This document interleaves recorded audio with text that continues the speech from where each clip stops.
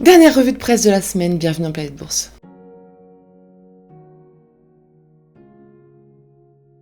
En Europe, Sainsbury ne vendra pas ses activités bancaires. Le groupe de supermarchés britannique déclare avoir mis fin aux discussions car les offres reçues ne sont pas convaincantes. Le lanceur d'alerte de Deutsche Bank, qui avait dénoncé les manipulations du Libor, l'indice de référence des taux d'intérêt mondiaux, par la banque allemande, a reçu une prime de 200 millions de dollars de la part de la CFTC, de quoi inspirer les prochains. Et la crise des puces s'aggrave et pousse Renault à revoir son estimation de perte de production. Le constructeur annonce produire presque 500 000 véhicules de moins cette année, contre 220 000 comme initialement prévu en septembre. Il dévoile par ailleurs un chiffre d'affaires trimestriel à 9 milliards d'euros, en recul de 13,4% par rapport à l'année dernière. Aux États-Unis, combien d'utilisateurs compte Facebook? Apparemment difficile à dire. Beaucoup d'entre eux ont des comptes multiples. Une étude portant sur 5000 inscriptions récentes révèle que 32 à 56% des comptes ont été ouverts par des utilisateurs déjà existants. Mesurer l'audience exacte est donc beaucoup plus complexe. Snap dévoile un chiffre d'affaires trimestriel en hausse de 57% et un nombre d'utilisateurs quotidiens en augmentation de 23%, mais le réseau dit s'attendre à un ralentissement de croissance au quatrième trimestre car les changements apportés aux règles de confidentialité de l'App Store d'Apple devraient nuire à ses activités publicitaires. Le titre a vivement chuté après cette annonce. Y aura-t-il fusion entre Western Digital Corp et le fabricant de puces japonais Kioxia pour créer un géant? Rien n'est moins sûr. La chute constante du titre de Western Digital a refroidi les actionnaires et met en péril l'opération à plus de 20 milliards de dollars. L'obligation de vaccination des salariés ne perturbera pas les vols, notamment pendant les fêtes. C'est la promesse que font American Airlines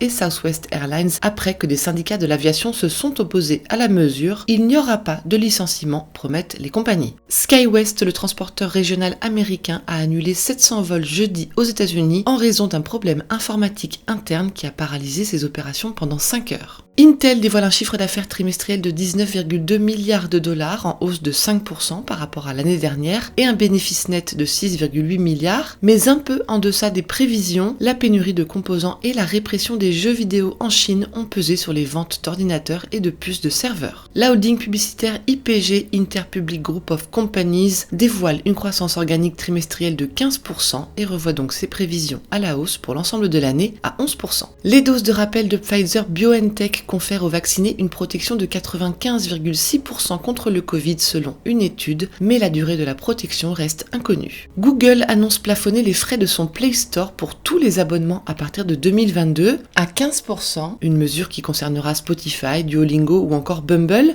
mais pas les grands jeux vidéo. Google met ainsi la pression sur son rival Apple, souvent critiqué pour sa commission de 30% sur l'App Store. Et à quoi ressemblerait Tesla sans Elon Musk? Le constructeur a tenu une conférence sans son fondateur et ainsi remplacer ses déclarations fantasques et erratiques par une présentation traditionnelle et cohérente, un aperçu de l'avenir sans Musk. En Asie, Micron Technology vise le Japon et Taïwan. Le fabricant américain de puces est en pourparlers avec des gouvernements du monde entier pour étendre sa présence manufacturière dans le cadre d'un plan d'investissement de 150 milliards de dollars sur 10 ans. Les États-Unis, l'Europe et Singapour font aussi partie des régions envisagées. Evergrande a honoré un paiement d'intérêt sur des obligations en dollars, soit 83,5 millions de dollars. Le promoteur a payé en retard, mais avant la période de grâce de 30 jours. Il évite ainsi un défaut de paiement. Et enfin, Nissan annonce réduire sa production de 30% ce mois-ci en raison de la pénurie de puces et Honda de 10% dans ses usines nationales.